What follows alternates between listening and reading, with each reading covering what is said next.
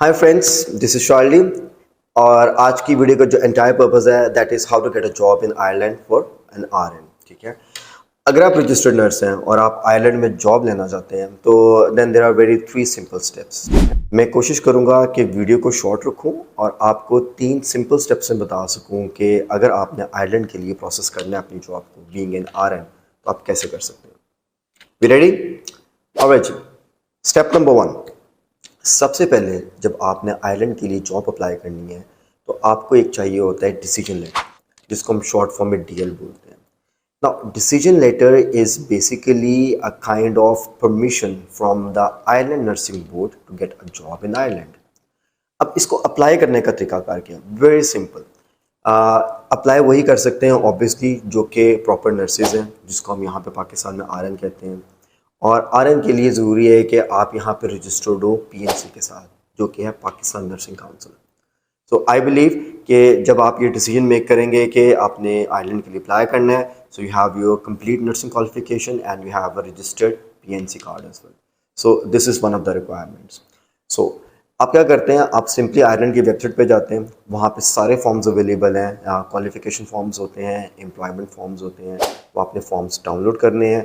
Qualification forms are to be filled by your respective institute, जहाँ से आपने अपनी क्वालिफिकेशन दी है। वो सारे क्रेडेंशियल्स पुट अप करते हैं, आपकी ट्रांसक्रिप्ट साथ लगती हैं and they simply posted. Then जो आपका एम्प्लॉयमेंट फॉर्म है दैट इज़ जब आपने जॉब की है अपने पीएनसी कार्ड के बाद, जहाँ जहाँ आपने एक्सपीरियंसेस लिए हैं वो सारी डिटेल्स फिल अप होती हैं and they stamp it and sign it and then they send it. ये आपकी होगी क्वालिफिकेशन, आपके एक्सपीरियंस लेटर्स और प्लस आपका PNC card, CNIC, and these are the main things which are required to get the DL. जब आप DL के लिए अप्लाई करते हैं तो बेसिकली इसमें जो main duration of the time है वो डॉक्यूमेंट्स प्रिपेयर करने में लगता है, जिसके अंदर आपकी वेरिफिकेशंस हैं या ये आपके सारे डॉक्यूमेंट्स प्रिपेयर हैं, जिसमें आपके इंस्टीट्यूट्स या जो आपका एम्प्लॉयर है वो टाइम लेते हैं। वंस एवरीथिंग इज सेंट, जब आप उसको पोस्ट या अपलोड कर देते हैं बेसिकली, तो होता क्या है कि वहाँ से आपका जो है ना ड्यूरेशन स्टार्ट होता है। From there you can count from 1, 2 और maybe 3 months to the max.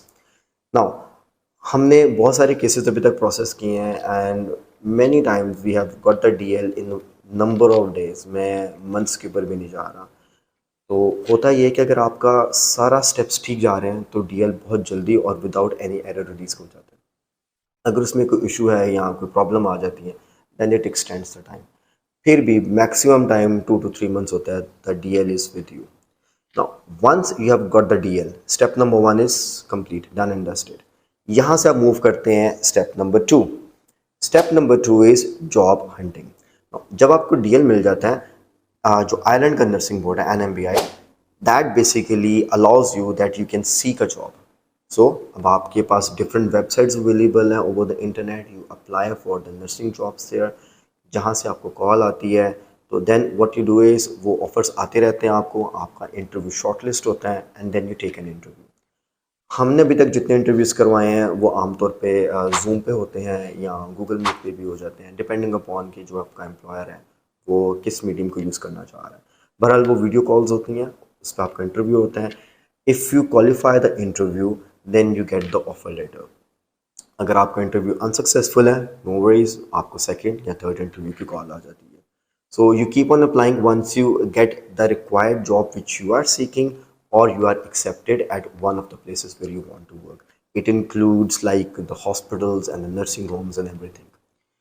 जब आपको ऑफर लेटर आ जाता है देन बेसिकली यहाँ पर आपने एक ऑर्गेनाइजेशन है ATWS, उसकी एक रजिस्ट्रेशन होती है, वो आपने करवानी होती है। Once this is done, the step 2 is complete. जब स्टेप 2 कंप्लीट होता है then obviously you move on to the third step and that is the final step, जिसके अंदर बेसिकली आप अपनी वीज़ा प्रोसेसिंग करते हैं। अच्छा, going back to the step 2, sorry I forgot. Step 2 जो है आमतौर पे जो जॉब हंटिंग है वो 1 to 2 months का टाइम लेता है। ये अगेन मैं अपने एक्सपीरियंस से बता रहा हूँ कि the cases we have processed up till now, तो 1 डेढ़ महीने के अंदर अंदर हमने डीएल से लेके तो ऑफर लेटर या ATWS का सारा काम कंप्लीट किया कैंडिडेट्स का। सो इट मीन्स कि इट टेक्स रफली 1 to 2 months। कभी कभी अगर आपको ऑफर जल्दी आ जाती है तो obviously it can be quick as well. So second step is complete. You go for the third step, and the third step is when you apply the visa processing and in visa processing आमतौर पे जो normal time है वो 2 months का time है। तो वो 2 month से पहले भी आ सकता है, इट डिपेंड्स। कभी कभी 3 वीक्स 4 वीक्स के अंदर आपका वीज़ा स्टैम्प होके आ जाता है। सो अगर आप इसको ऑल एक्यूमुलेट करें तो ये रफली जो आपका टाइम है ये 4 मंथ से लेके 6 मंथ्स तक जो है ना एक्सपैंड करता है, अगर ये एरर फ्री चल रहा है तो। अगर इसमें कहीं पे कोई एरर्स आ जाते हैं, कहीं पे डिलेज हैं, कोई डॉक्यूमेंटेशन का प्रॉब्लम है, कोई भी किसी किस्म का प्रॉब्लम आता है तो obviously that can be added. So otherwise, it's a very simple and straightforward process. मैं again repeat कर देता हूँ. Step number 1 is you need to apply the DL. Step number 2 is you get the job offer जिसको हम job hunt बोल रहे हैं. Step number 3 is visa processing. इस सारे सिनेरियो में हमने OET IELTS का कोई जिक्र नहीं किया. Now DL तक के लिए आपको IELTS या OET की कोई रिक्वायरमेंट नहीं है, उसके बगैर भी DL अप्लाई हो जाता है. जॉब ऑफर भी उसके बगैर आपको मिल जाती है. जब आप वीज़ा प्रोसेसिंग के लिए जाते हैं तो basically it's the demand of the like immigration, आपके पास OET होना चाहिए जो कि आपकी लैंग्वेज प्रोफिशिएंसी को डिस्प्ले कर सके। तो उसके लिए फिर आप OET या IELTS जो भी आपने किया उसका रिजल्ट आप प्रेजेंट करते हैं, तो बेसिकली वो लास्ट स्टेज पे लगता है। But recommendation is this, like कि अगर आपने ये पहले से किया हुआ है, जब आप अपना प्रोसेस स्टार्ट करते हैं तो अगर आपने OET IELTS कंप्लीट कर लिया हुआ है so that's a plus point, ताकि जब एट द एंड सारे डॉक्यूमेंट्स इकट्ठे होते हैं तो there will be no hassle. अगर हम IELTS या OET के स्कोर की बात करें तो for Ireland you need 3 Bs and 1 C+. C+ could be in any module irrespective, it could be listening, reading, writing और speaking. और अगर हम सेम IELTS पे चले जाएं तो 3 7s and 1 6.5 in any module. हाँ, और आयरलैंड में स्कोर क्लबिंग की ऑप्शन अवेलेबल नहीं है, it has to be 1 single attempt and 4 modules. हमने बात की कि स्टेप नंबर 1 आपका कंप्लीट हो गया, स्टेप नंबर 2 भी कंप्लीट हो गया, 3 भी कंप्लीट हो गया। Now you have phloem from Pakistan and you have landed in the island. जब आप आइलैंड में पहुंचते हैं तो ऐसा नहीं कि स्ट्रेट अवे आपकी जॉब स्टार्ट हो जाती है।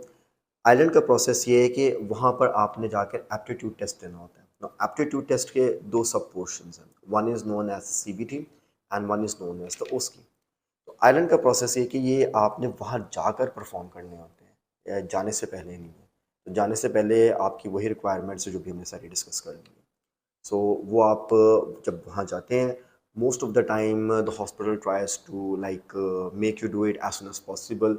राउंड अबाउट अभी जो हमारे कैंडिडेट्स किए हैं they did it like in 40 days time, जिसके अंदर थ्योरेटिकल पेपर भी दे दिया उन्होंने, और जो आपका OSCE एग्ज़ाम है, प्रैक्टिकल एग्ज़ाम, वो भी उन्होंने परफॉर्म कर लिया। Once you complete it, definitely then they issue you the pin and then you start working. So then actually the entire process is completed. Then you can stay there, spend a happy life, and then keep working and take care of your patients. So that's how it works.